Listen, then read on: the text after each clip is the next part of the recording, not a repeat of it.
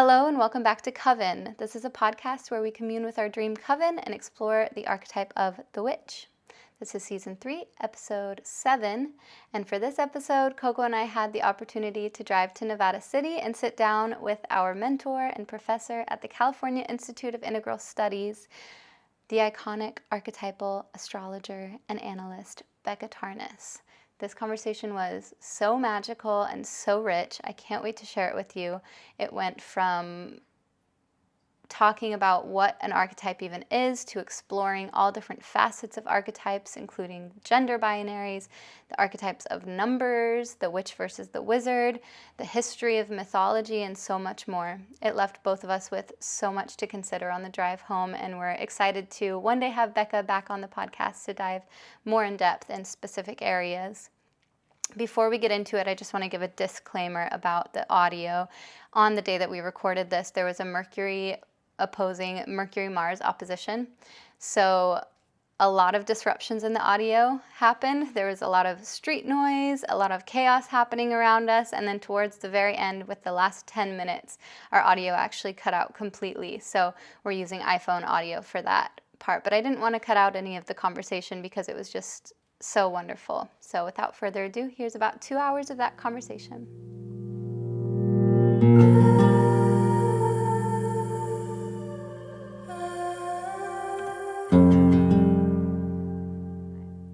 And there's some weird astrology happening.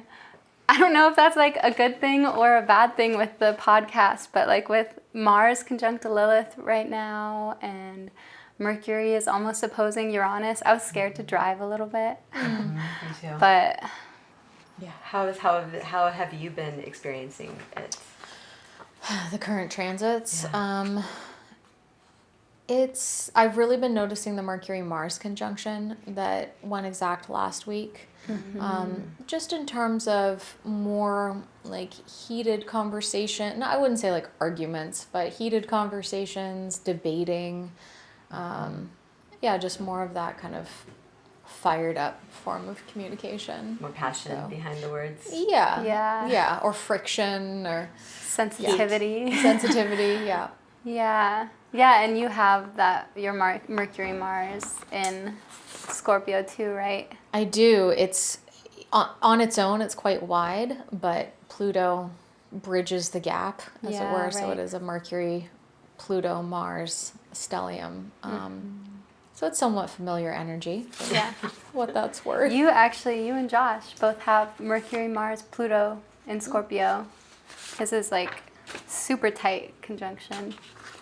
But I thought that was really interesting looking at your chart. Yeah. But we'll get into that in a little bit. Do we want to talk about some magic moments? Sure. I want to hear yours first. Okay. No, who should start? Do you want to start? Sure. Okay. I can start. Lately, I've been doing a lot of readings, and I kind of cross-check like the aspects with the degree points, with the, just kind of all of it. And so I have a stack of books that I have to kind of, pick one out, and then there's, another one or whatever. And for some reason lately, I've been turning it to the exact page that I need to go to, like almost every time. I keep now wondering, is it going to happen again? And it does. So that's my magic moment. I love that. My magic moment is I've been meeting a lot of older women who feel really validating to my experience in my life and like the path that I'm on, but in a really specific place. My partner, Josh, works at a bar that I like to go in and sit in a lot, and I'll just go in alone. And yesterday, for the third time in a row, I sat next to this older woman who was there alone, who I ended up talking to, and she just ended up being super sick, and she's going to get a reading from me soon, and I just fell in love with her. And like a few weeks ago, there was somebody else there she was a professor, I think at the University of Santa Cruz, and one of the classes she taught was the philosophy of love and sex and sexuality.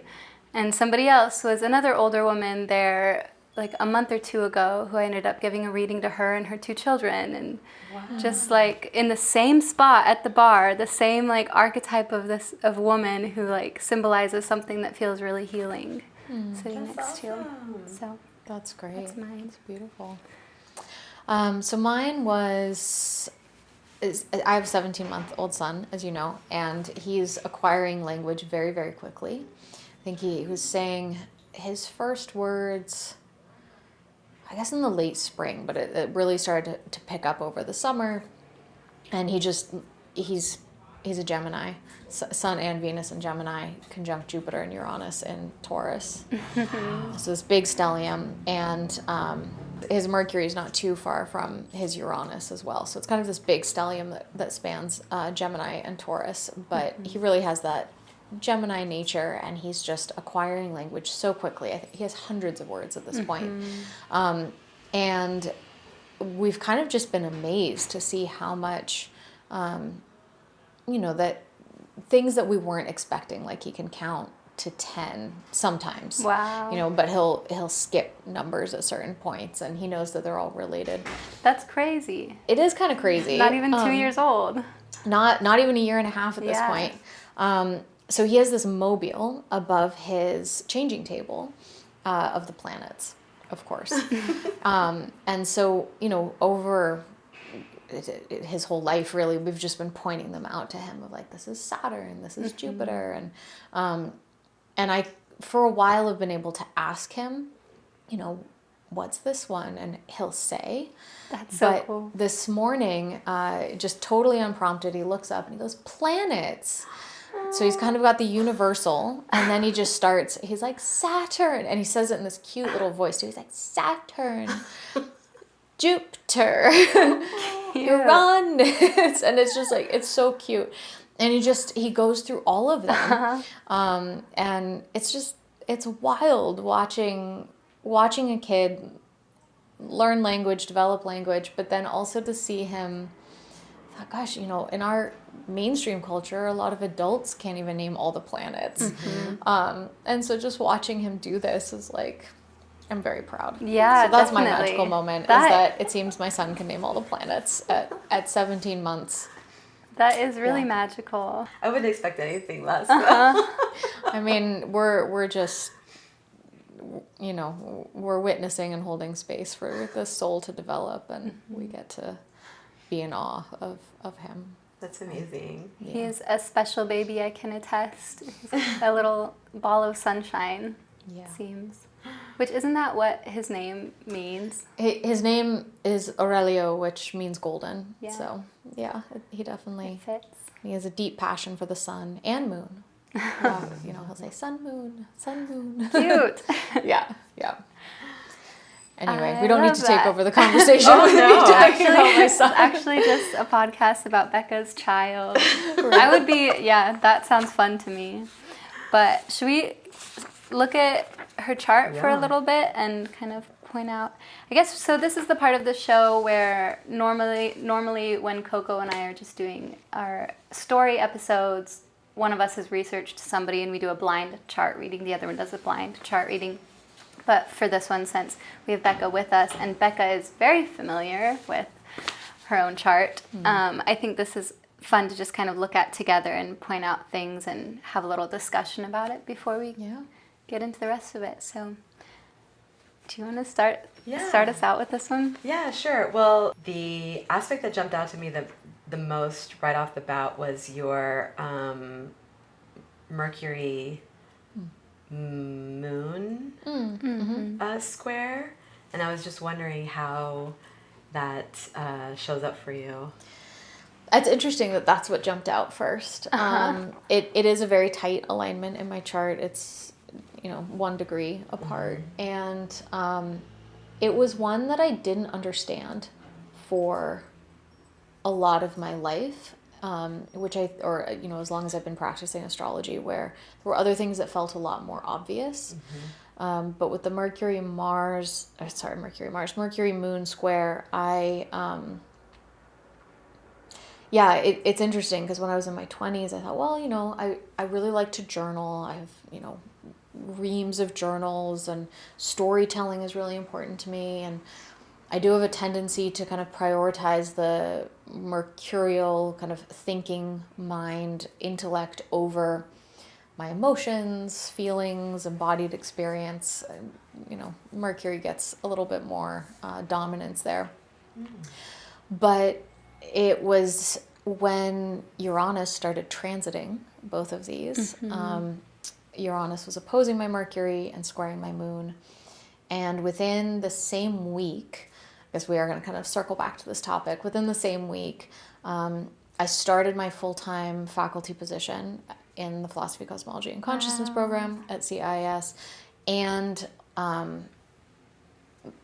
became pregnant with my son. Wow. And so it was this kind of dual unfolding that I'm teaching my first 2 semesters, actually, so 4 courses, and the whole time I'm pregnant.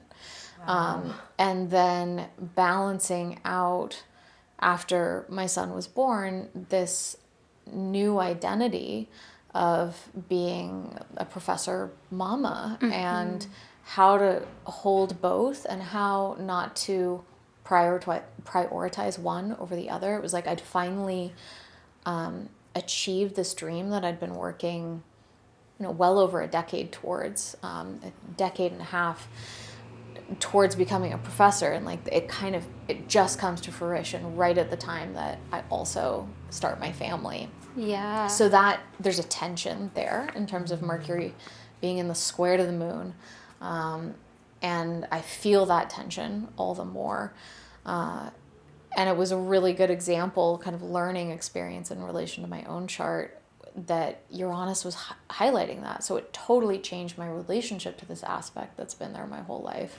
And that Uranus was crossing the ascendant at the same time. So it's just this radical shift in identity, and then an integration where I feel like I have something really concrete now for that moon square Mercury of being mother and being professor, holding that tension, as opposed to before where it was much more nebulous. So you brought something up actually that I'm always wondering about, and I never know how to explain to anybody who's getting a reading, and that is if there is an aspect in your chart that you have a difficult time understanding, connecting with, what's your advice for that? I give it time. And I think this was actually a really good example of that for me, that the birth chart is a seed that grows over the whole course of a lifetime. And I think sometimes maybe we can take for granted that, it's all going to come to fruition at least once I hit adulthood, or the Saturn return, it'll all concretize by then. And I just don't think that's true. Or you see different expressions of that, even right up to the very end of life. Yeah. I would argue that you probably could even see it in different ways after death. If someone leaves behind a body of work, and transits work after death, so why wouldn't the chart continue to unfold in terms of, say, someone's effect in the world based on their chart that maybe never manifested in their lifetime? So I would say with that, to give it time, and that it is a relationship too, kind of an ongoing relationship with the chart, with the archetypal principles. Totally. Yeah, it makes a lot of sense. I feel like I'm always feeling like I'm learning new sides of my birth chart, like with different transits, and just as you age and have different experiences. And I love it being something I always think about too, is that it feels a lot like the study of relationships, astrology, but obviously Venusian. That's a very Venusian perspective of it. But I like what you were saying with that of it is a relationship with your chart. The whole thing is a relationship. It's the planets' relationships to one another. And I think it was really interesting what you were talking about with your career and with your family and becoming a mother, because it was going through your first house. Uranus was going through your first house of your identity. Meanwhile, your moon is in your 10th house of your career and your vocation, and then you have Mercury in your 7th house of partnership and connection. So it's spot on with what you were talking about. Yeah, absolutely. The aspect that I was really curious about in your chart was the Sagittarius conjunction, that stellium, the Venus, Uranus, Saturn, and then with Neptune there too in Capricorn. But all of that opposing Chiron in the 2nd house. Because I know 2nd house and 8th house I often associate with resources and and needs, like second house being like physical needs, physical resources, material resources, or like obvious apparent resources, and eighth house being like psychological or emotional resources or needs, and also obviously like your resources versus someone else's resources. Yeah, can you speak a little bit on that aspect and how you find that showing up? Absolutely. So I've always had a bit of a blind spot when it comes to Chiron. So I'll just say that from the outset. And I can kind of intuitively feel particularly the Venus Chiron opposition, but can't give language to it in the same way that I feel like I can give language to other planetary combinations. And what's really challenging for me is that a lot of what I would associate with my Venus-Saturn conjunction, parsing that apart from the Venus-Chiron is tricky. Definitely. For me. Especially because I have Venus with Saturn and Neptune. And there's a lot about Chiron that feels reflective of like a Saturn-Neptune archetypal complex. So with the houses, I've spent a lot more time kind of contemplating that eighth house placement, especially with the whole sign houses having the whole Sagittarius, 4 planets in Sagittarius and that. And what's particularly stood out to me that may have something in a different way to do with the opposition to Chiron, is this idea not of material inheritance, but of a kind of intellectual, philosophical, spiritual, academic inheritance. And so for whatever reason, it's been my karma for the last 15 years to be working within a field that was established by my father, and finding a sense of self and identity in that. And you know, when I've really focused on it in a contemplative way, I've sometimes felt like I've prepared myself intellectually, emotionally, psychologically to kind of catch something that is being passed on by a prior generation, not just my father and his work, but many of his contemporaries. I'm working on this biography of Stan Grof right now. Right. And so taking in his stories from the last 9.5 decades, and his all of his colleagues and people that he worked with through this time, and simultaneously feeling like I missed the heyday of what they were all working in terms of, you know, they were all at Esalen in the 1970s and 1980s. My older brother lived there for a decade, the first decade of his life. My parents lived there, but they left just before I was born. You know, I was born in Big Sur, but not, didn't get to live at Esalen, even though it's part of the weird mythology of my life. Yeah. I spent a lot of time going back there, but just this sense of nostalgia of, oh, there was something really special happening there in the 70s and the 80s, and I missed that. But here I am kind of trying to catch not only the stories of it, the history, the biographies, to transmit that to students, to future generations, but also you know, to carry forward the ideas they were working with, and feeling like, no, these are really, really important. So it's like this, and I think this is what brings in not only the relationship with Saturn, but with Chiron, of like, there's this wounding there of, oh, just missed that, or not just, I'm, you know, a generation behind, and at the same time being so grateful to be in this position, to take in these ideas, bring them into relationship with other ideas that I'm deeply passionate about as an individual, and then have the opportunity to share them with students and with others. So there's this weird dynamic around inheritance, just coming back to that 8th house theme, but not like a financial or property inheritance, but like an intellectual inheritance, and what it means to both carry that forward and kind of dreaming it onward as well. Yeah, I had the same thought on the way here, looking at that with inheritance of like, it seems like a wisdom inheritance, like an inheritance of wisdom. And the fact that Chiron, I mean, it's Gemini and Sagittarius. And so Gemini being about like what we learn and what we know, and the wounding being like, is this mine? Like, is this my knowledge or is this their knowledge? And bridging that. I also think it's interesting talking about bridging the gap, and, you know, it is very like relationship oriented, and so much of your chart is in the 7th and 8th house. And so working with the thoughts and the ideas of the other and other people's, and translating it and moving it along.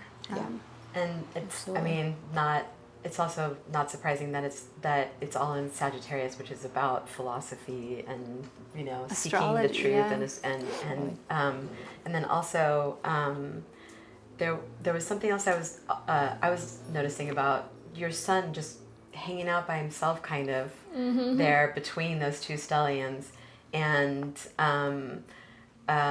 you know, my understanding of my sun placement has changed drastically over the years. And I'm just wondering, like, how do you experience your sun placement in Sagittarius? All by himself?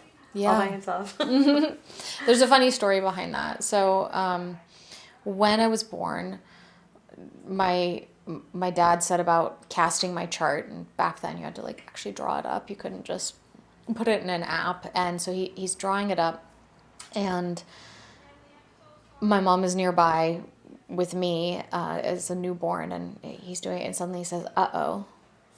And she's like, "What?" Like, why are you saying "uh-oh"? And he's like, "She has an unaspected sun." Like, this is the worst thing. And my mom's response was, "Aspect it to something."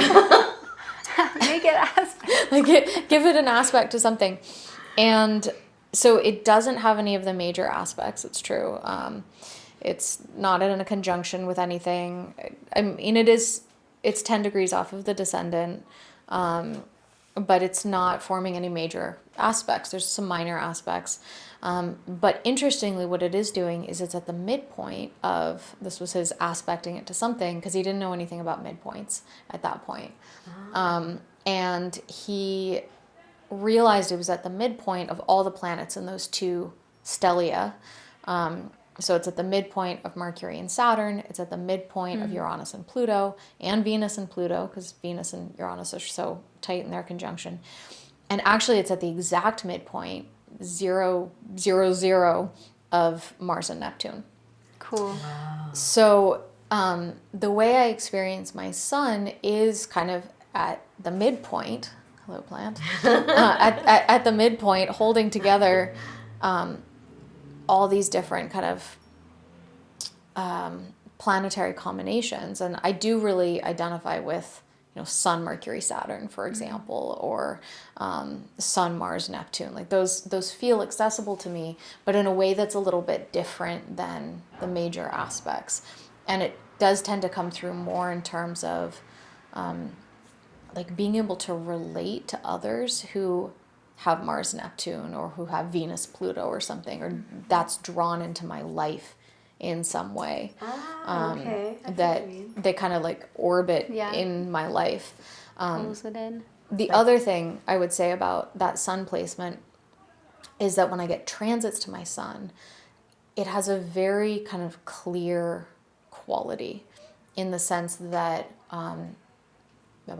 I guess it was about a decade ago at this point, I had the long transit of Neptune squaring my sun, and was just so fully immersed in the world of Neptune for those 5 or so years of imagination and archetypes and symbolism. And this is when I was working on my doctoral dissertation and research on the Imaginal Realm and all of these things, where I just felt like I was saturated in this symbolic Neptunian realm. It was really confusing at the beginning, kind of like going underwater. But once I was underwater, I was very comfortable. now I'm moving into Uranus opposing my sun. That's just started, come within orb this year. And again, there's just this feeling of a very clear, direct connection to whatever the transiting planet is, as opposed to when, say, something transits my Mercury by hard aspect, it always activates my moon. Yeah. They always pull each other along. So that's been an interesting thing in terms of that solar development, is it's just kind of able to be itself at the same time as being situated in the middle Clear of understanding all of how these. it's shaping you. Yeah. I'm curious about, and we don't have to talk too long, but I'm curious Yeah. about how you feel, because our birthdays are close together, and I'm curious how you feel about Uranus opposing your sun and what that has felt like for you so far. And I've read about it, and obviously Cosmos and Psyche talks about this transit, and I remember making a note and being like, oh, this is coming up. Something that's brought me a lot of anxiety. So I'm Really? curious how you feel about it. I want to know more about this anxiety first. What are you feeling about it? Well, And remind me, what degree is your sun? 0. It's at 0. Okay, so you're really in it. Yeah. And then I also have my Saturn at 0 degrees Aries that is aspecting it, and that's my Saturn return right now. And then I also have Pluto conjunct my sun at 2 degrees. So there's a lot more than just that, but I think I've been anxious because I remember specifically in Cosmos and Psyche reading the part about, I think it's William James, who experienced this transit during his Saturn return, and it led him to a point of like suicide basically, and then, or near suicide, and then came out of it and had the most important work of his life. So I think I've been anxious that it is going to send me into like a really scary place, especially with everything else there. And also, I hope so. But also I think just the unpredictability of Uranus. Like I like to give Uranus a really positive view a lot of the time, but then I'm always like, well, should I be doing that? Maybe it's just like chaotic. Like what if it's just going to shake everything up in a bad way? Yeah. Yeah. I mean, there is certainly that potential with Uranus. I think that we see that more. Did you say it is also transiting your Saturn? Yeah, because my Saturn's at 0 degrees Aries. Right. So it's Okay. kind of interacting with all of that. I mean, there's definitely sides to Uranus when it's transiting Saturn, when it's transiting Pluto, that,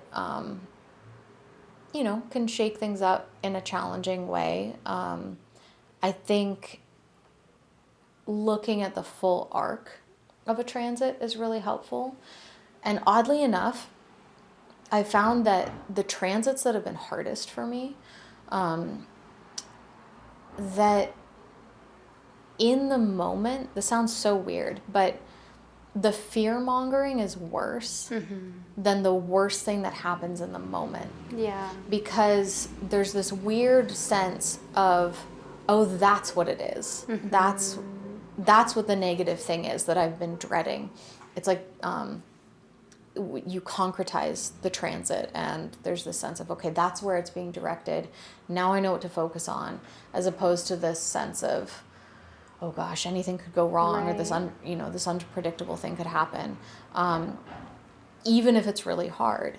And there have been a lot of quite difficult experiences correlated with maybe what we would think of as challenging transits that I've gone through, where in retrospect I'm like, gosh, that was so much worse than I was anticipating. And at the same time, it's oddly relieving. And the further I get from it, the more I recognize too that period, like, I keep bringing up nostalgia, which is a very Saturn Neptune thing to bring up, that we have the Saturn Neptune conjunction in the sky. It's trining my sun right now, interestingly, and squaring my whole like Venus and Neptune, that stellium, which is like a nostalgic combination. Like Venus, Saturn, Neptune is a very nostalgic combination. So I've brought up nostalgia a lot in the last few days. But I'll have nostalgia for those really hard periods. And it's not that I want to go back to them necessarily, but there's this feeling of potency that, oh, life is really happening during those periods. So I guess that's just what I would say in terms of the fear coming up, that it doesn't necessarily serve to be anxious about what might happen, but rather to be open to what could happen and how you're going to respond in the moment. That is helpful.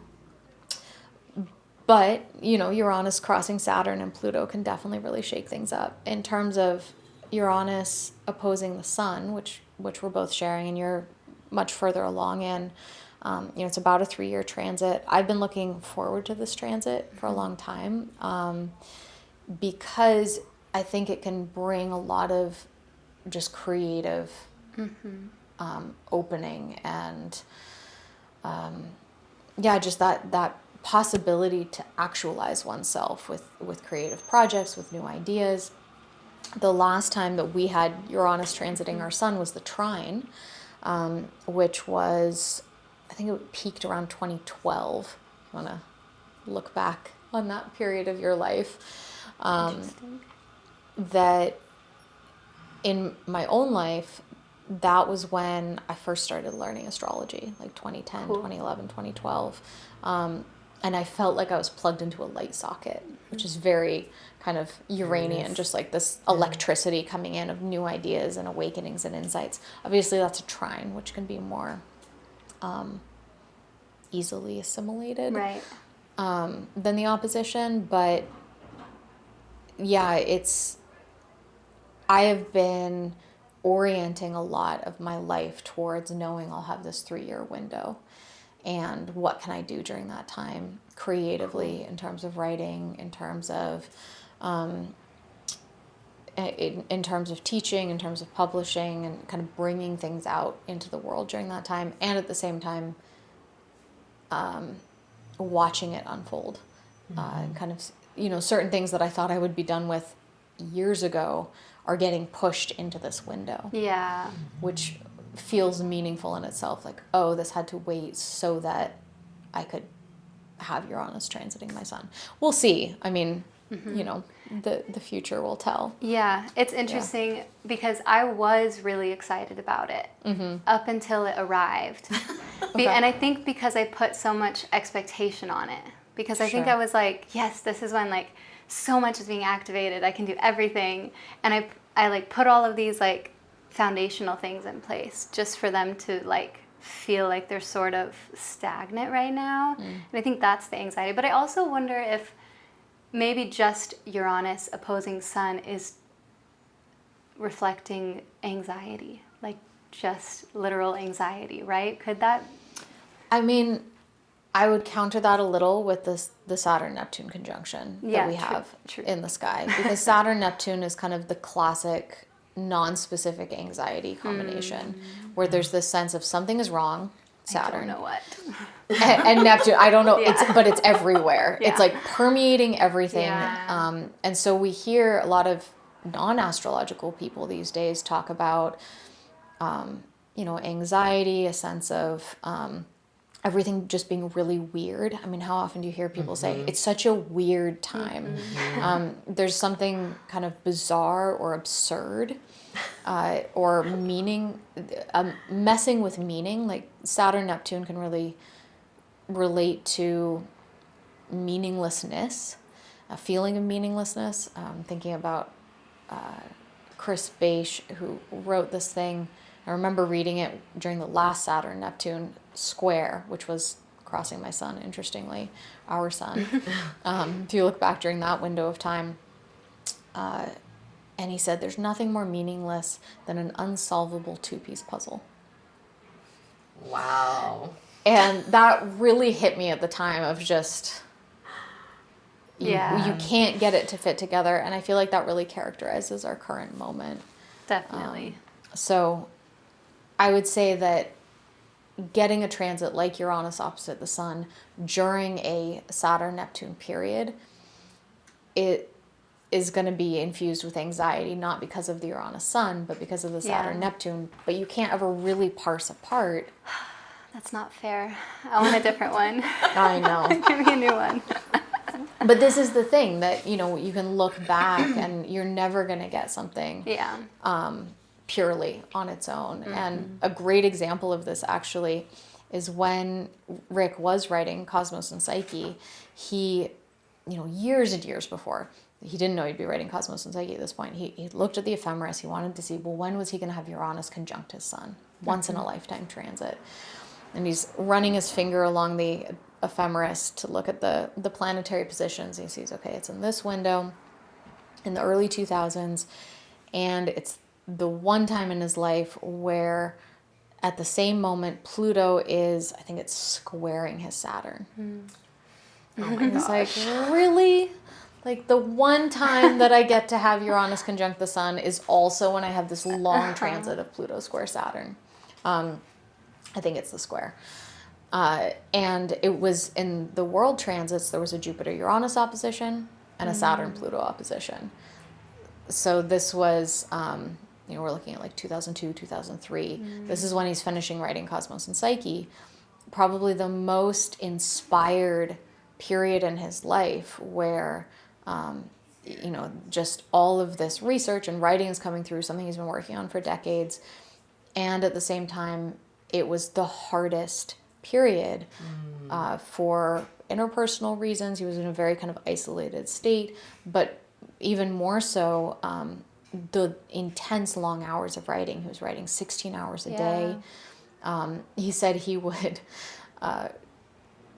have boiled eggs in the fridge, and he'd run to the fridge and like eat 2 eggs and then run back to keep writing. Wow. So just that kind of intensity of the creative process. And so you can see how those two combine in really mysterious ways. So I feel like that's like the nature of astrology. Honestly, the more I'm getting into it, the more I'm realizing that there's always like a balance. There's always, there's never been a time where everything's perfectly aligned. There's always something that's gonna, cause some friction or pushback. But when you were talking earlier about like, when we were talking about hard aspects or, oppositions, conjunctions, especially with planets that we consider malefic, I feel like those, even though they might be more challenging or so much more rewarding afterwards, and like you were saying about having nostalgia looking back, I completely feel that. Yeah. I understand that. Yeah. Same. And just back to it being the study of relationships, of like, you're never just getting a pure aspect. It seems like you're never getting the pure Uranus opposing the sun. There's always going to be something else that it's interacting with that's also interacting with something else in some other way. And so it's like this never-ending fractal image of relationships, I guess, which is really fascinating. Yeah. There's so much more that we could I ask know. about this. But we should probably move on to this next part. I do at some point want to get to your North Node in Aries and Jupiter in Aries in your 12th house, but I feel like we can work that in okay, sounds good. Yeah. with the rest of this. That was wonderful. Thank you Yeah, for being open and sharing all of that with us. thanks for asking. It does kind of bring us into the next part of what we were going to ask, which is just about your upbringing and your background with all of these topics, and just kind of the environment that you grew up in and your relationship to spirituality, and we'll get into the topic of the witch, but I'm just curious about your background with your work. Sure. Where do I start? So I think we've talked already, and you know quite well the dynamic in relation to my dad, Rick Tarnas, and that he's an archetypal astrologer and so forth. So it's always, I think, relevant to my origin story and in relation to astrology that I wasn't raised to learn astrology. It was, my parents talked about astrology in the house, but it was never taught to me. And I think that's a big reason why I did end up coming back to it in adulthood.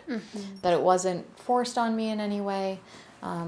This is something that I kind of keep in mind with, even though my son can name all the planets, that if he's interested, I want him to come to that, not be like, okay, we're going to sit down and you need to learn this now. So I wasn't raised to become an astrologer. This was kind of as much a surprise to me as it was to my family. And do you mind me asking, how did you feel about astrology when you heard your parents talking about it? Mm-hmm. Totally neutral. It wasn't in any way, it neither grabbed my attention in that I asked follow-up questions, nor was it something that I shunned or rejected. I did get this sense, mostly from my older brother, that there was something to hide there. You know, we usually talked about my dad being an author and a professor, that you didn't bring up astrology in certain company. But again, it never really strongly registered in either direction. I did ask for my first reading when I was 6, which was really interesting. And it was mostly told to me through myths. I loved Greek myth in particular, but the Norse myths, and I was totally fascinated with mythology. And maybe because of that, being told about my chart in a Aphrodite, Prometheus, Kronos sense, Cool. than in a Venus, Uranus, Saturn sense, it also didn't land. It didn't register. I'm like, what? What? How does this relate? So I would say, in terms of what really shaped me in my upbringing, something that was there through most of my childhood, was that I went to a Waldorf school from kindergarten all the way through the end of high school. And in Waldorf schools, there's a strong emphasis put on imagination, on educating the child, not only the mind, but the soul and the body and the spirit. So I loved my Waldorf education. I think when I was going into 4th grade, I declared to my parents, I was so excited the day before school started, that I felt like it was, the night before Christmas, something like that. Wow. Like I loved I school. I know, right? I am so lucky with that. I recognize that most kids did not feel that way about their schooling. Yeah. And I think at one point I declared like Waldorf school was made for me. I was just, and it totally fit who I was, the sense of meaning and story and artistry, and I totally thrived in that environment, especially those first, kindergarten through 8th grade. And so I think that just shaped who I was going forward, with an interest in storytelling, in myth, and the imagination. It kind of implicitly gave me a worldview that when I did come to astrology and an interest in worldviews, and an interest, of course, in archetypal principles, and even an experiential relationship to that I was already primed for it because of that education. That I think I hadn't had the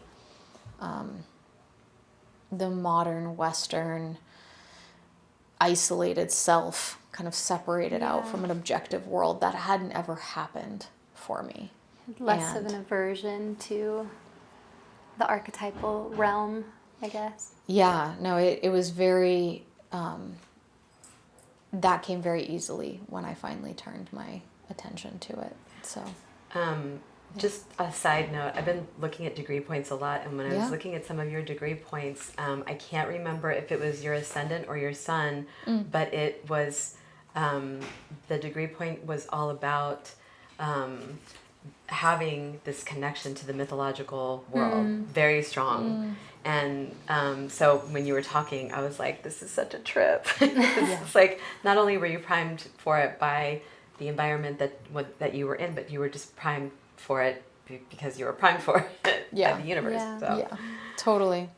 And it's interesting, actually, in retrospect, that first reading that I had, that my dad gave me, that he did tell me about the chart through a mythic lens, which is it overlaps, but it is a little bit different from the archetypal lens that we use in archetypal astrology. That there's a relationship, but it's not an exact equation. So, Which kind of actually leads to my next point here in question is, can you maybe speak on that, like the difference between that mythic lens and the archetypal lens? Because there are a lot of overlaps and there's a lot of differences, and I think that's something people get confused about a lot, not just with mythology, but also with, I think there's a lot of misunderstanding around what archetypes are. Yeah. Well, you've both heard versions of this in classes. And how much of a history to go into, Hard to keep explain. it. Yeah, kind of and you've helped me, I feel like, a lot with being able to define it in a concise way. So Tell us in under 3 minutes. Okay. Go. Just kidding. Well, the way that we use archetypes in astrology, I think, we kind of use that as our entry point. Sure. They are universal principles. I think that's a helpful way in. They're universal principles that we can perceive informing and standing behind the particulars of everyday life. Whether those particulars are of our own individual lived experience, our emotions, our kind of interior realm or relationships, but also, the dynamics of collective events and so forth happening in the world. I think when most people hear the term archetype, what they think of is something more like an archetypal figure.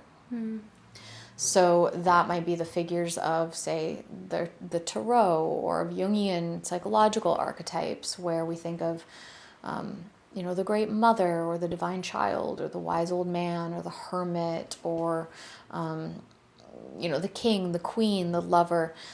Those are all archetypal figures, which is certainly archetypes, but they're like they're almost like a embodiment or a personification is probably the better word. They're like a personification of a more abstract, broader, complexly multivalent principle that stands behind those figures, that stands behind what we would say are the planetary archetypes that correlate with the different planets that we see in the chart.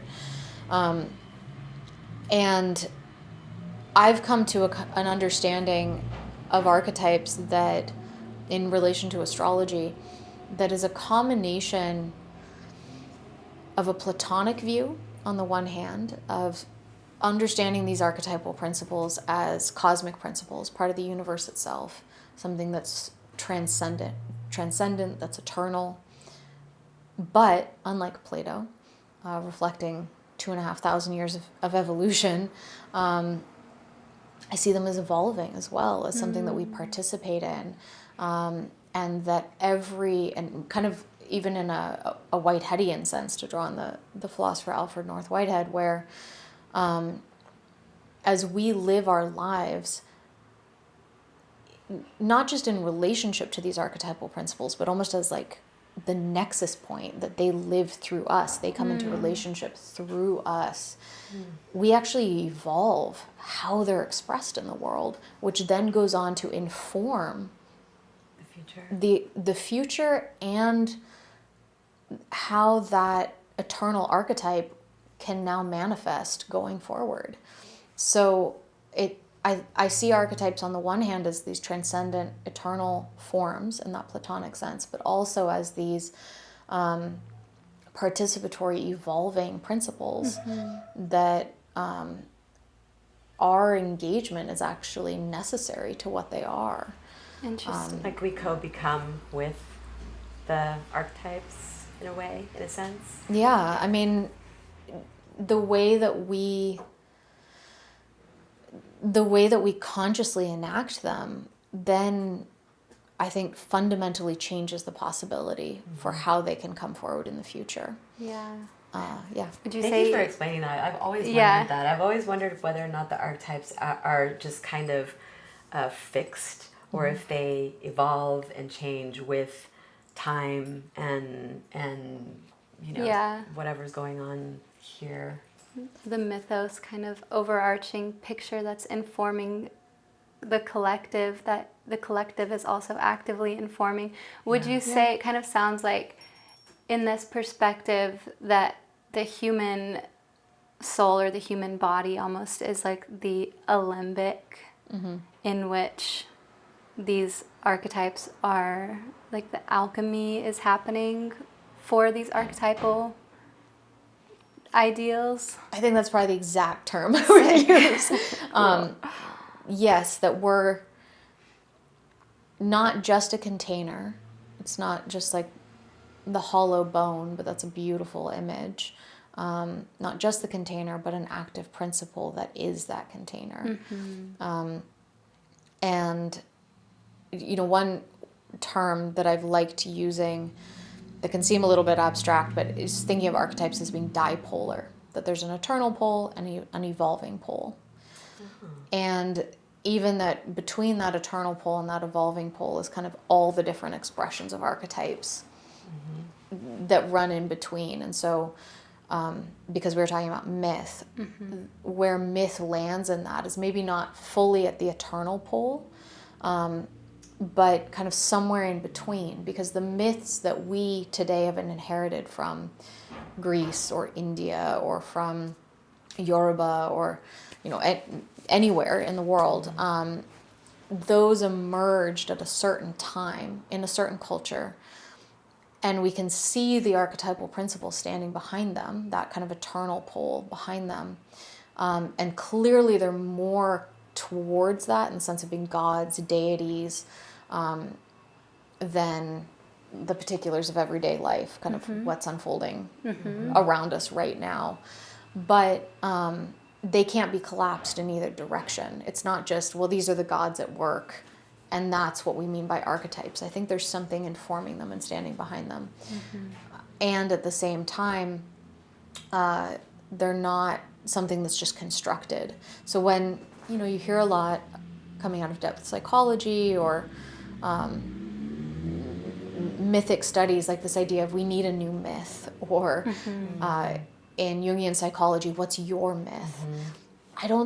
I think people get confused when they think, oh, I need to go find a myth that's already written down in a different culture, in a different time. There's a lot of value to those. Like I'm not dismissing it by any means. And again, I love the study of myth, but I think what we mean by a new myth or finding one's own mythology is developing your own direct relationship to the archetypal principles in your life, and what's the story that comes forward there. I like that better, actually. And we are actively creating the mythos. Like that is something that is actively, and that made me wonder if myth is maybe something that can only be examined through the lens of the past.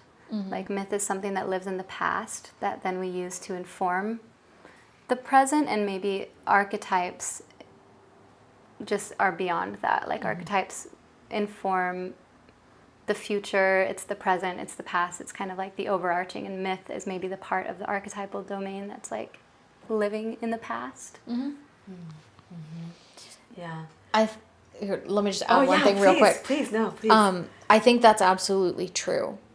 And in certain expanded states of consciousness, we can also have direct experiences of those mythic figures or those deities as they were concretized, or as they were enacted is probably a better term, during those earlier historical eras. I can have an experience of Aphrodite, or I can have an experience of Oshun.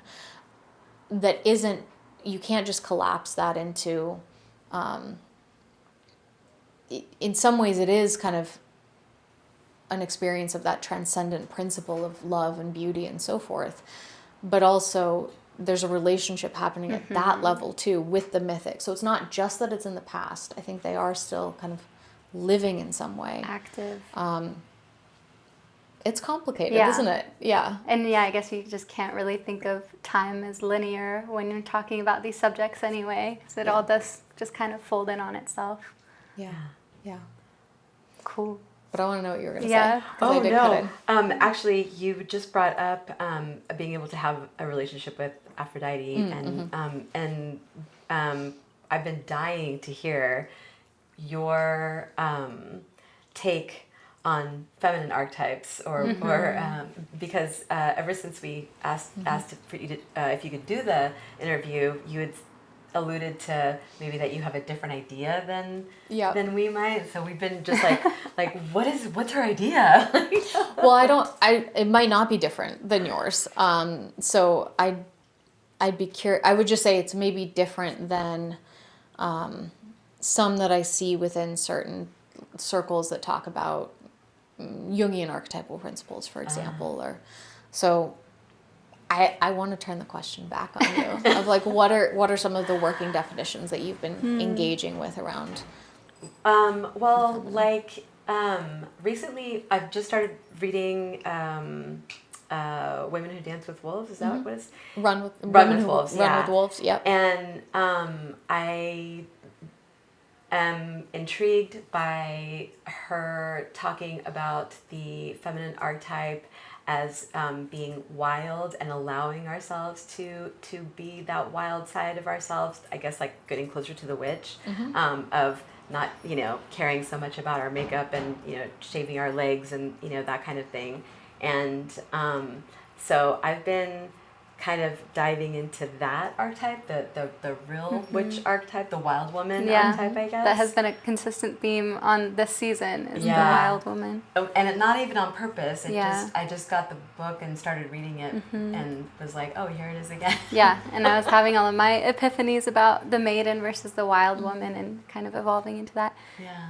Yeah, I struggle so much with the idea of feminine, masculine archetypes. But I really like what you were just talking about with the archetypes as humans, as or not even just humans, but like as consciousness here, like actively forming, shaping, transforming, and informing the archetypes, and then in turn the archetypes informing our perspective of it. I like that with the idea of feminine archetypes because it is like something that seems to be actively shaping and evolving. And I do, this is something I've been really excited to ask you about, of like, is there a feminine archetype? Does that exist outside of a patriarchal context? Like, can it exist outside of patriarchy, or do all of the feminine archetypal figures, do all of those exist only within the patriarchy because they've been informed by a patriarchal paradigm? It's a good question. I think that there's a lot of different ways we can kind of approach this, which is exciting. And I don't have a clear-cut answer to any of it. I have some kind of clear ideas, but in terms of a full, thoroughly thought through schematic or something, that I think it's really hard to land on that. And I think that speaks to our current moment too, that if we could land on it, that would maybe be a problem, because there's something very alive right now about even trying to understand, what do we mean by masculine and feminine? What do we mean by woman and man? What do we mean by biology and sex and gender? And then archetypal principle, archetypal figure. So I'm going to say right from the outset that we're kind of just exploring this. Yeah, definitely. And it's interesting to think about feminine archetypal figures as defined in a patriarchal context. I think there's a lot to explore there.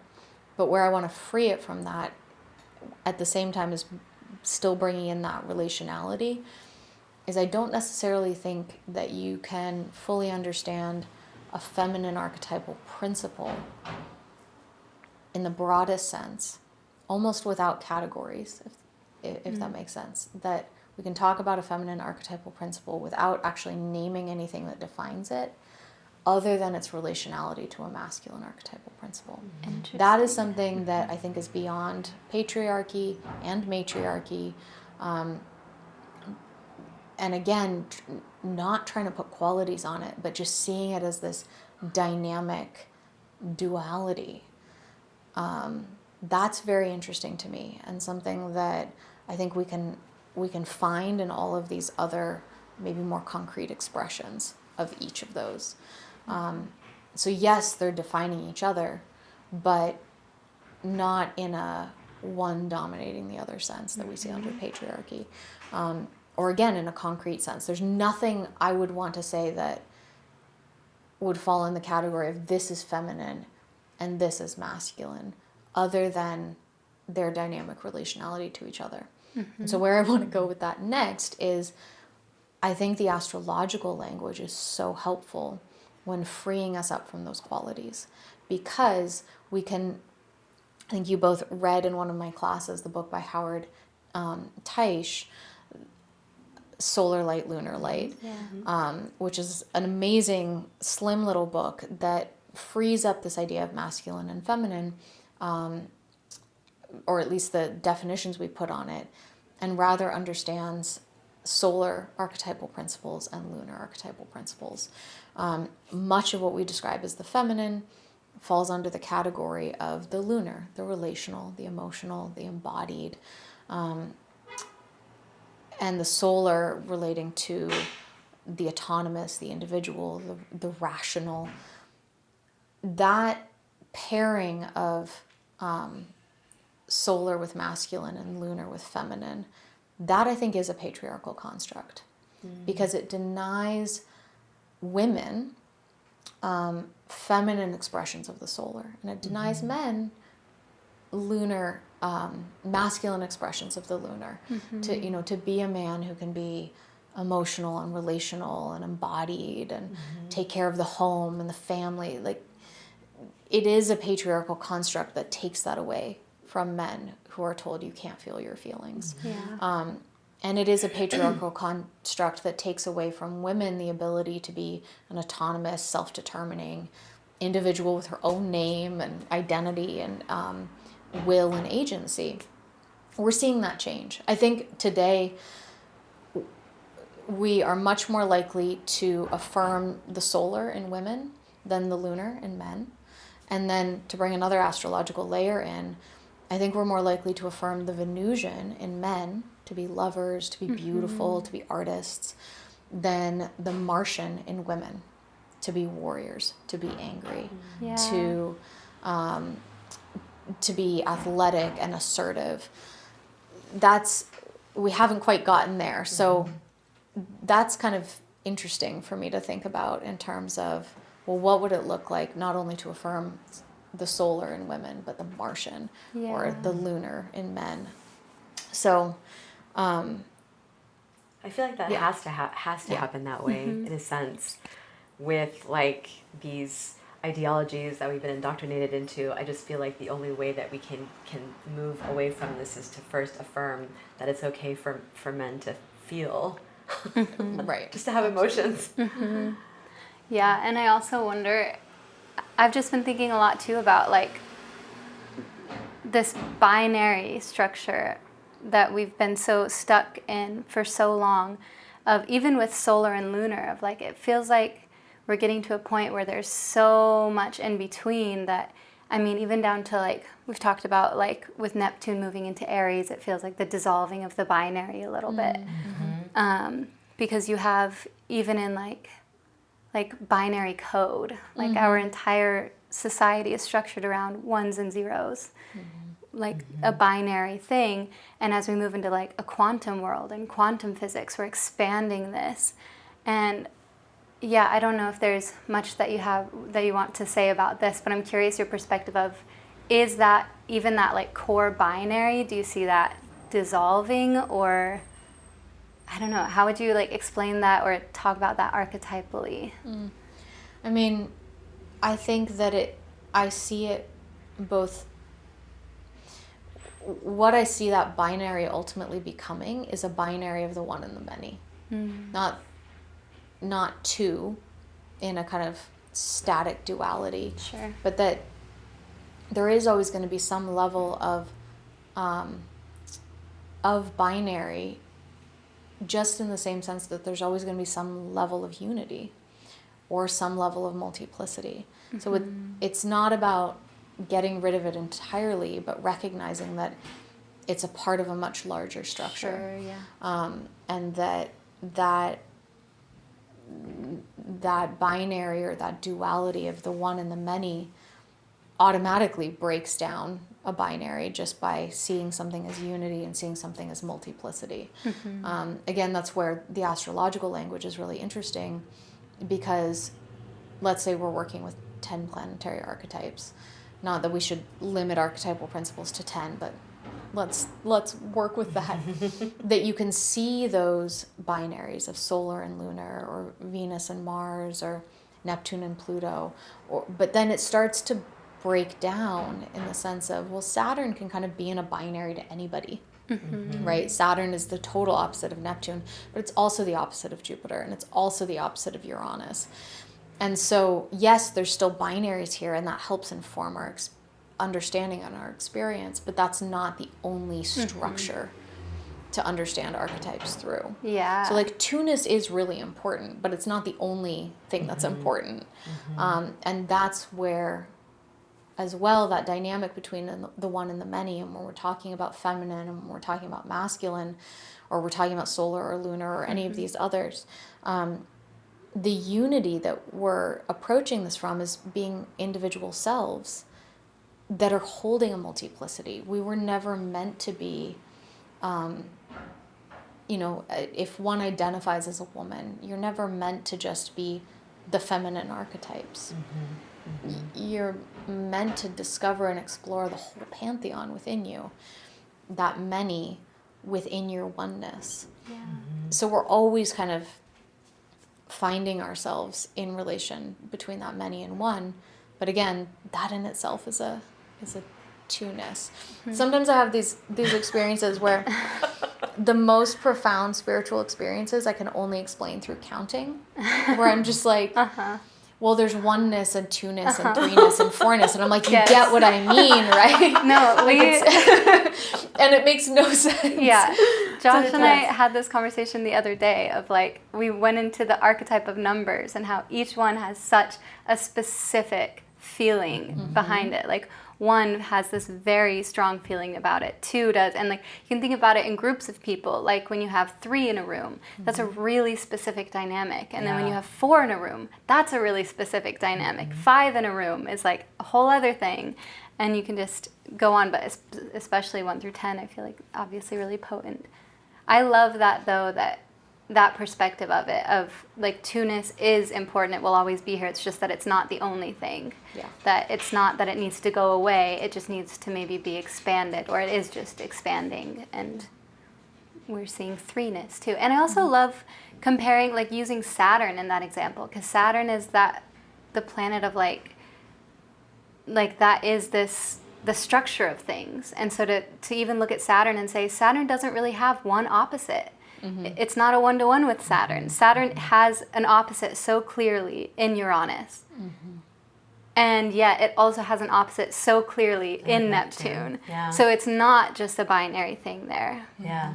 And it Or is. Jupiter, like contraction and expansion. Yes. Right. Like Yeah. positive and negative, comedy and tragedy. I mean, it's just, Saturn maybe demonstrates that most clearly. Yeah. But we can do that same thing with any of the archetypes. Definitely. And a lot of them actually carry similar qualities. Saturn, something Saturnian can be transformative, not just Pluto, Plutonian. Right. But, Right. yeah, so. Yeah. There are certain principles, such as creativity or transformation, change, metamorphosis, that transcend particular planetary archetypes. You can find certain ideas within one planetary archetype. You can find others within a combination of 2 or maybe 3, but there's some that are maybe deeper principles that inform all of them. And I would argue that feminine and masculine are, as archetypal principles, are that as well. There's something that transcends planetary archetypes, but maybe doesn't transcend archetypes as a whole. Yeah. So Cool. Yeah. That was really fascinating. Thank you for that. That really expanded my perspective on those topics in a really powerful way. Thanks for asking that. And I guess it also leads into the next thing, which is kind of like zooming in a little bit on the archetype of the witch. It's like, this is a podcast that we dive into that archetype. I feel like we dive into it in people who embody that archetype and kind of explore what that really means and how it evolves. And for me, I think something I'm trying to do with this podcast is is to inform that archetype a little bit deeper and to maybe expand it and reshape it. Do you have any? So that it's not something that is a commodity or something that is also looked at as evil or gross. It's like we want to kind of dive into all of the ways that an archetype, the witch archetype, can come across or manifest. So, where do you think the witch archetype originated? Well, of course, I always look at language, and our term in English, witch, and you've probably discussed this on other episodes. No. Okay. Let's go. It comes from the Old English term Wicca or Wicca, depending on the feminine or masculine, which usually refers to someone who works with magic. That there's some kind of connection between magic and nature, usually. And it's sometimes translated as like enchantress or enchanter, or as sorceress, sorcerer. And so that's where we get our term witch from. And you see that now today with like Wiccan religion. I wouldn't confine witch to today's expression of the Wiccan religion by any means, but linguistically, that's interesting. It's a very old term. So from that perspective, just the idea of anyone who engages with the magical or I would say the ensouled properties of nature, that can be a very broad definition. I like that. And from that perspective, it's certainly something that I personally have a identification with and appreciation of. Maybe this is just the corner of the world I exist in, but I feel like a lot of the negative European Christian connotations around what it means to be a witch, that's a very, very narrow view on it that's largely being let go. But again, maybe that's just my own corner of the world. It seems like it's largely being let go, and it also seems like it's being clung to really intensely right now, which I guess makes sense with the state of the world. Saturn, Neptune moving into Aries does feel like a shutting down of the freedom we astrologers and witch-drawn types have experienced with Neptune and Pisces. Yeah, but I feel like I always tell Jenna that I feel like we're going through an extinction burst right now. That there's these doctrines and ideologies that are being clung to, and it's interesting as you get older. I'm 50 now. You start to see things from a whole different perspective, and it's not as things aren't as urgent because you just know that they're going to change when you kind of look back, reflect on your life, for the past 50 years, and then you look to the future. And so I don't think that it's going to be like clung to forever, but right now I feel like we might kind of 2 steps forward, 1 step back a little bit. Yeah, it does feel that way. And I like how you were explaining, or you were sort of defining the archetype of the witch with like someone who works with the I'm forgetting the words you use, but the soul of nature, the magic of nature. That was like an in the moment definition, so we can keep playing with it. I loved it, but I think something, a couple other people on the podcast, when we asked them the question, because we've been asking this question to everybody of, do you personally identify with the archetype of the witch? And a couple of them said not the witch, but the wizard. And I understood they explained what they meant by that, and I was very curious about that, because I was wondering, is there a difference between the archetypal figure of the wizard versus the witch, and is it anything beyond just man and woman of the same thing? Well, wizard is a younger term. Linguistically, it comes into English later than witch, which comes from that Wicca, Old English lineage. Wizard is just coming from, wise is the root. And then the ard part is like someone who does something. So someone who does wisdom is a wizard. Interesting. As opposed to the more specific reference to magic, enchantment, sorcery that's connected to witch. So I think it's interesting that it is an older term and that neither is gendered to begin with. Like witch comes from two words that can be masculine or feminine. Wizard refers to a person, not a man. Yeah. A wise person. And so we have here with this reference to wisdom. I mean, that's kind of interesting, actually, that a wizard isn't so far from a philosopher, linguistically, at least, this relationship to wisdom. Probably if you're working with magic, it would be good to be wise about it. Yeah. Yeah, I would say, to me it feels like the witch, like the wizard lives under the witch umbrella in my mind. But it was interesting to hear some people not feel that way.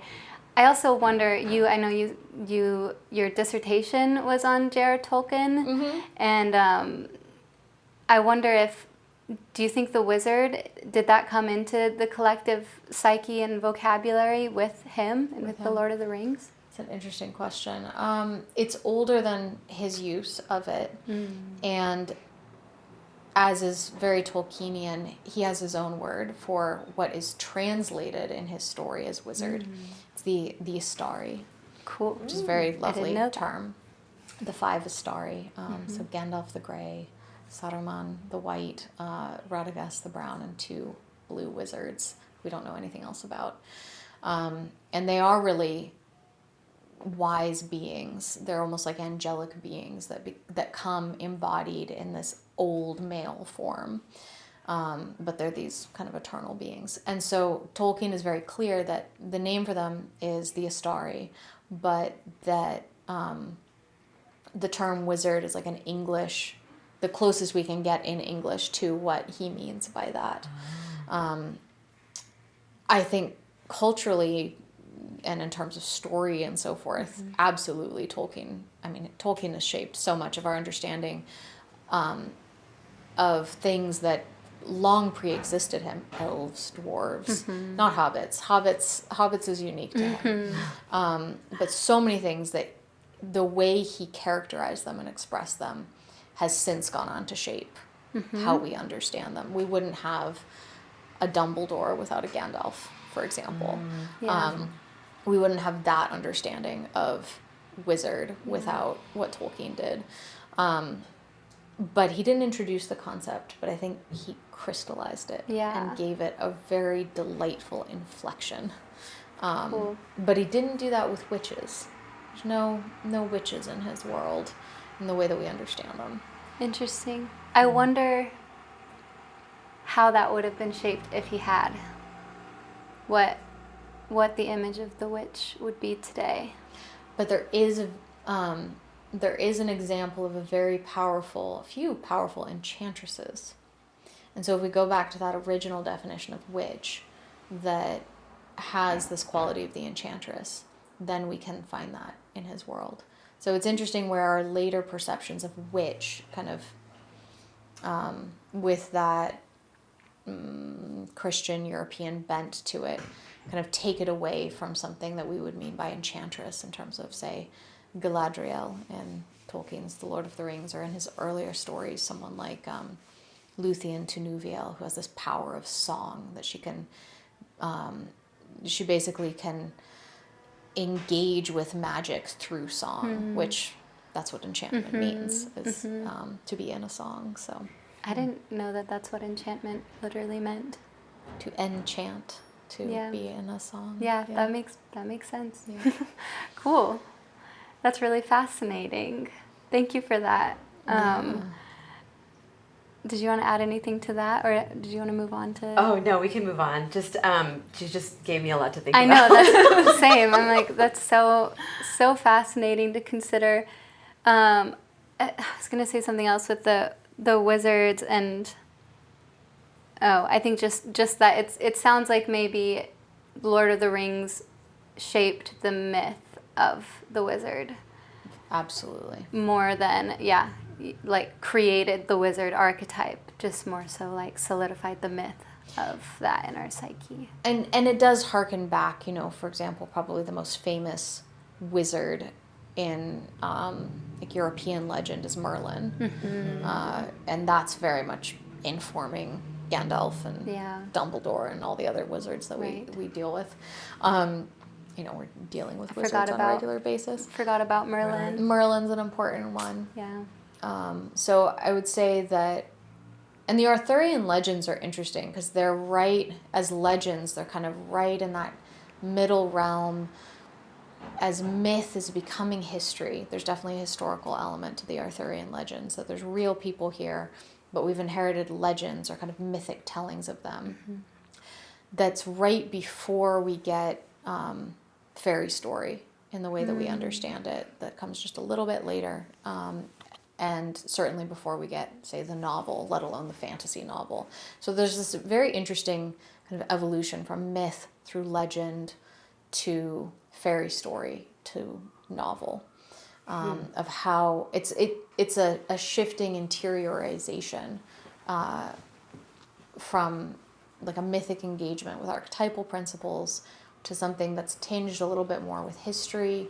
Is it real? Is it not? Mm-hmm. That kind of carries over into fairy story. Is it real? Is it not? Cool. Is this based on actual experience? What's going on here? To the novel, which is very much, I came up with that out of my imagination. Yeah. Of course, where I like to break things down at the end of that is, well, where are you going with your imagination? Yeah. And is that not what's being recorded in fairy story and legend? Would you say Carl Jung's or Corbin's idea of the imaginal realm falls into that, but coming from myth to novel, and did it happen, did it not happen? Do you think that maybe some of these experiences might have been in the imaginal realm? Yes. I mean, I think that what is certainly recorded in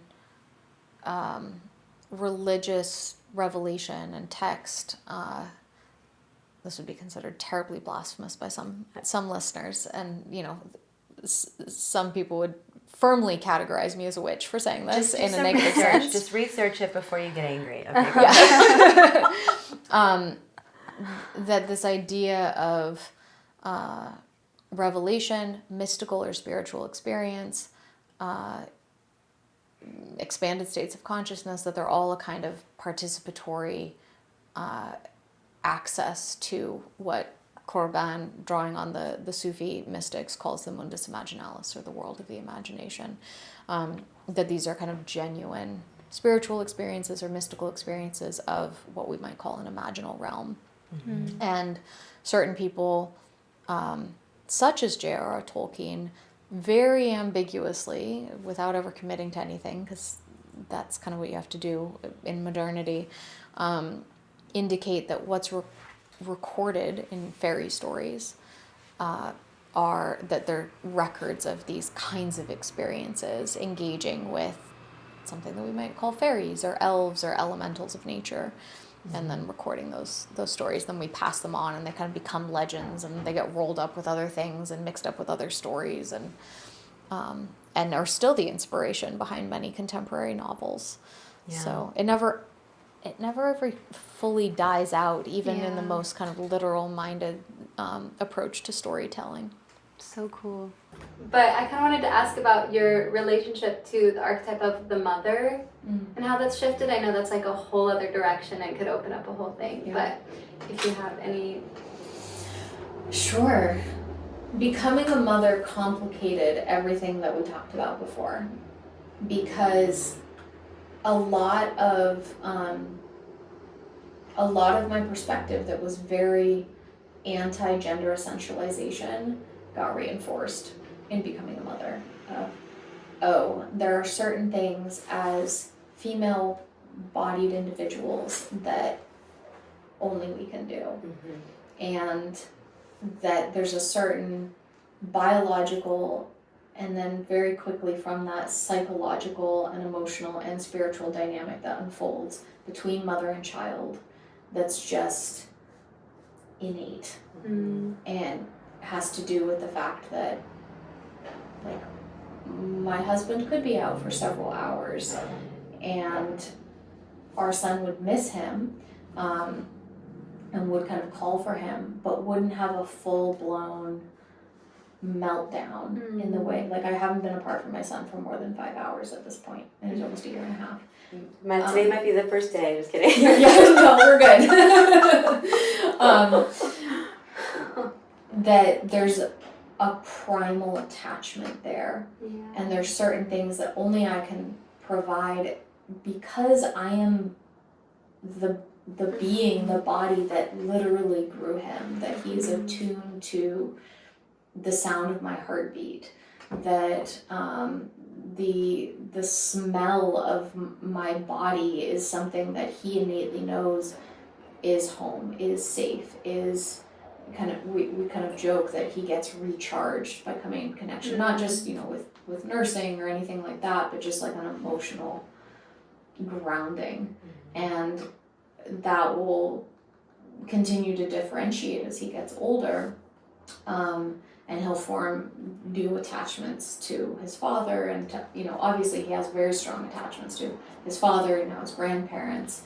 But there's something there that I didn't know to the degree I know now, of what it means to be a mother that is defined utterly by relationship and is fully embodied and deeply emotional, that I had a lot of resistance to before becoming pregnant. And now I kind of just have to accept it. Now I just have to accept it, that it's part of what being a mother is. And in that sense, again, if we're talking about an archetypal principle of mother, like the great mother goddess, or just that it's something that kind of gets awakened or activated, that there's a very primal connection to. So I've been thinking a lot about this topic too, and it feels, I was saying, the one thing that feels like binary to me that I can't quite reconcile, they can't quite dissolve, is this idea of the womb. And this like womb wisdom and this womb connection to the earth and to like the blood of life in all things is something that is so tied to the female body in that way, that feels, and so I was curious if you would have a perspective of that in motherhood, which makes a lot of sense. Yeah, you brought up the alembic earlier, and I think that the womb is our first real understanding of the alembic as this place that mysteriously weaves matter and soul together. Like it's such a mystery. And even now, having gone through that experience of, you know, pregnancy, gestation, giving birth, like, you know, I got to give birth in my own home and in water, and without any pain medication or anything. It was like deeply empowering, and it's still such a mystery that, like, I look at this little person who is such a person and know, okay, that beautiful little delicate ear was formed within my womb, but it's also so much more than me or him, and it is that connection to something so much larger that is a profound mystery. And I think back to our conversation on understanding feminine and masculine, I think there's a good reason that it's really hard to define or talk about, and that it maybe always should be that way, because there's a profound mystery taking place that does have to do with how new life comes into this world, how every single one of us got to be here is through this mysterious union of what we could call masculine and feminine, but without ever having to put qualitative definitions on that. That union can take any form, but it still needs that two-ness to bring forward a third. So like a two-ness that's not a dualism would be beautiful. I mean, your, I can't remember which class it was, but that we learned a lot about Stan Grof. That just opened my mind up like no other, and that's what we actually wanted to ask you about next. Yeah, we know you're doing his biography. Yeah. Can you talk a little bit about the BPMs and Sure. and the book and So this is a project I've been working on for the last, I guess, 3.5 years at this point of doing the research and the writing, and I'm writing a kind of narrative biography of Stanislav Grof's life and work. He's 94 years old now. He's a Czech psychiatrist who is considered one of the pioneers in LSD psychotherapy. And in the course of his research, first in Prague and then in the United States, working with LSD and some other psychedelics, and then later working with this non-drug method that he and his wife, his late wife Christina, developed called holotropic breathwork. Basically all these different ways of expanding one's consciousness. One of the key things that he recognized is that not only can one kind of regress and go back through the many layers of one's life and see really distinct biographical patterns that can explain our psychopathologies and so forth, but actually that we can remember and relive our birth experience. So he defined not just a biographical layer of the unconscious in a Freudian sense, but what he calls the perinatal domain of the unconscious. And furthermore, that this seems to open out to what he called the transpersonal domain, which is kind of synonymous with Jung's collective unconscious of just basically everything beyond the personal, beyond the individual, the transpersonal, that's where that term comes from. That we as human beings have access to all these levels of experience, and that experientially we can be, the cells in our body, we can relive our conception, we can have a very fully convincing experience of being a plant or a particular animal or a volcano or an identification or encounter with a specific archetypal principle or deity or being.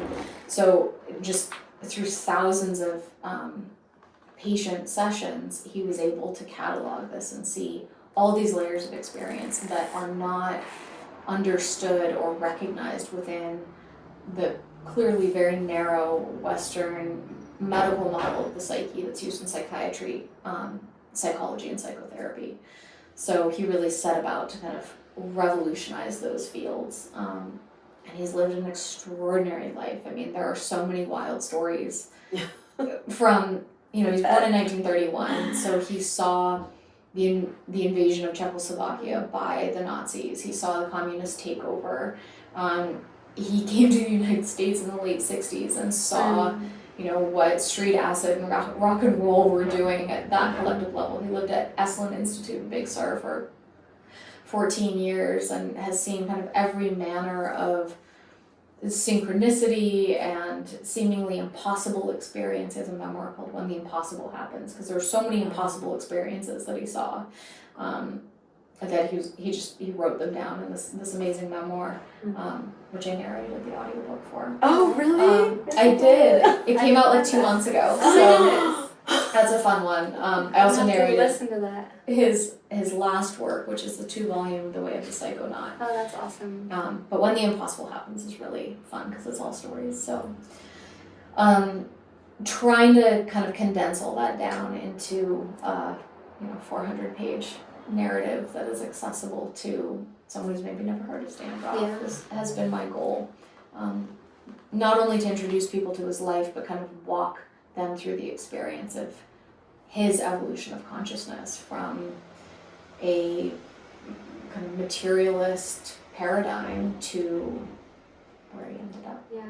Kind of a transpersonal archetypal paradigm. I'm so looking forward to that when it comes out and learning all about it. He's such a fascinating figure. And I love the way that you talk about his work too, and hearing about I feel like I want you to come back to the podcast to just talk about the BPMs, to have like a whole at some point, but if you would. I'd be happy to. Come on up, we'll get it. Yeah. No, I would be happy to. There's a lot, of course, that we can explore and talk about. It's so interesting to learn about and to listen to. Yeah, and people's psychopathology is just the fact that it wasn't something that was looked at until Stanislav Grof decided to explore it is insane to me, because that makes so much sense. It's the very first experience that we ever are conscious or aware of. It's when our consciousness kind of comes to life. Yeah. And so why would we not study that? He wasn't the first. For example, Otto Rank, who was kind of in the lineage of Freud and psychoanalysis, put forward theories around that the trauma. He has a book called The Trauma of Birth. That it would affect us, and his psychology is really oriented around this idea that we're always trying to get back into the womb. Where Stan's work differs from that is, one, it's so experiential. Like all of his theory is based on thousands of clinical sessions, both his patients, other colleagues' patients, his own experiences, and just this kind of shocking realization that, oh wow, we actually can remember our births in an expanded state of consciousness, and that what happened in our birth experience does seem to have a direct effect, or at least correlation with the issues that we may be struggling with. Yeah. I think that was the end of our questions, and it was so fascinating. Thank you so much for that. There's so much I feel like I need to sit with and probably discuss with Josh on the car ride back home. Lucky. Yeah, I'm so excited about it. I guess bringing it back to your chart again, I was talking about that North Node in Aries in the 12th house, and I think what you talk about with the Imaginal Realm and stories and myth, and I think Jupiter there too. It's like an area of life that you're pretty familiar or confident in, it seems, is this like invisible dimension that could maybe be symbolized by the 12th house, but then with it being in Aries, I've noticed in our archetypal history class so many Aries placements, Aries moons, but yeah, Aries North nodes I feel like is common in this type of work, because it seems to be people who are drawn to something that I thought of the other day with it that I thought was funny, because I have an Aries moon. Was maybe it's simply the desire to find something out first, to be like the first one to know something, which is kind of fun, because I was trying to figure out what would it be about Aries. Like, yes, it's initiatory, it's like bold, and it's independent, it's individualistic, but it's also this desire to be first. Like, I don't really want to learn something if somebody else is giving it to me. Like, I want to go seek it out and be the one to discover it. And I wonder if you connect with that, or if that feels prominent in your work of like, I want to learn this and be the one to tell it. Well, that's a funny bookend to what we started off talking about, of like inheritance of ideas and so forth. And I'm going to put this in that context, because something that I found really interesting regarding that Aries North Node is that my dad also has his North Node in Aries. Oh. So does Stan Grof. Oh. I remember. So does this, Jung. Yeah. And so does Freud. Wow. And it's kind of this interesting lineage with all of them. And then my son Aurelio ended up also being born with his North Node in Aries. He's also got that 0 degrees Aries rising. And so I had never quite thought of it in the sense that you're saying of being first, because I very much understand myself as part of working within a lineage and so forth, and at the same time, something that I have sought to do with my work, and maybe especially when I think of looking forward to certain creative works that I want to bring out, which I won't even go into, but I have a lot of plans. I plan a lot. I've kind of got between now and my death day planned out in some to a certain degree in terms of certain projects I'd like to bring forward, of this idea of like genre breaking or creating something new. This is very related to my Saturn Uranus too, of creating something new that arises out of something from the past, like honoring the past while moving forward at the same time. So yeah, I can see that. I love that. I have a North Node in Libra, South Node in Aries, so I've had a lot of these thoughts and noticing so many North Nodes in Aries of like, what does that mean? What does it mean that I'm drawn to this work? Well, is there anything that you want to close with? I mean, I feel like we've ranged so far and wide in what we've discussed, and it's just been really lovely speaking with the two of you. Yes. Getting to see from the inside what you're doing with this podcast, and I always love being able to support students in their work and just see how you're engaging with the material that you're on the one hand learning with us in graduate school, but on the other hand bringing everything, hello plant again, bringing everything that you've cultivated before this and in parallel to it together. So thanks for giving me that glimpse, and thanks for driving all the way up to my tiny little town in the mountains and having this conversation. It was really such a pleasure. Yeah, we couldn't wait. Thank you. The pleasure is ours. It's true. I do want to end with talking about who you would connect with in our coven already, and all of the people. We always like to bring the coven back together. Yeah. And I don't know, it seems, is there anybody that you think, like for me, Hypatia of Alexandria is the first person that I ever covered on the podcast before Coco was even on the podcast. I feel like that's an obvious one, I think. Yeah, I have a deep love for Hypatia. Yeah. She's a special figure. I mean, honestly, I would just say the two of you. Oh. Yeah, the work that you're doing. That's so, and yeah, I think I would just strongly echo that Hypatia connection for sure. But I've just been really appreciative of what each of you are doing, and strongly resonate with that. Thank you. Yay. All right. Until next time. See you later. Send me medication.